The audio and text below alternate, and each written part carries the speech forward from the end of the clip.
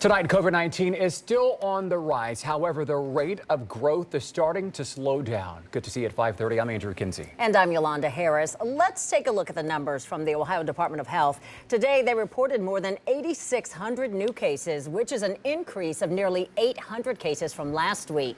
And hospitalizations dropped from last week's numbers to 163 this week. Now, just a few hours ago, Ohio Republican Senator JD Vance tried to get unanimous consent on his bill to ban federal mask mandates. But a Democratic senator from Massachusetts chose to block that bill, saying discussions need to be those decisions need to be made by healthcare leaders. We also talked to Senator Vance as well as Senator Sherrod Brown and Governor Mike DeWine about those mask mandates, and they all had a very similar message. In 2023, we should not be imposing mask mandates on our country, and we've got legislation to try to stop that from happening. Ohio Republican Senator JD Vance introduced his Freedom to Breathe Act in Congress. The bill would ban any federal official from issuing mask mandates for air travel, public transit, and in schools. It would also ban those institutions from refusing service to anyone choosing not to wear a mask.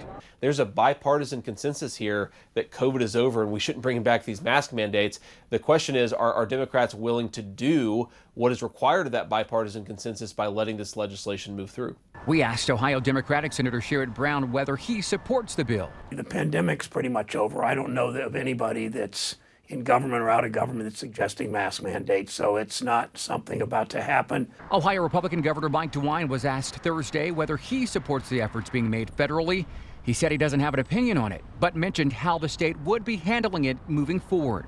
I've been asked the last couple of days, are we going to see masks back on in the state of Ohio? I certainly don't think so. That's not what we're seeing from, it's not what the medical experts are telling us, so I don't think that's going to happen.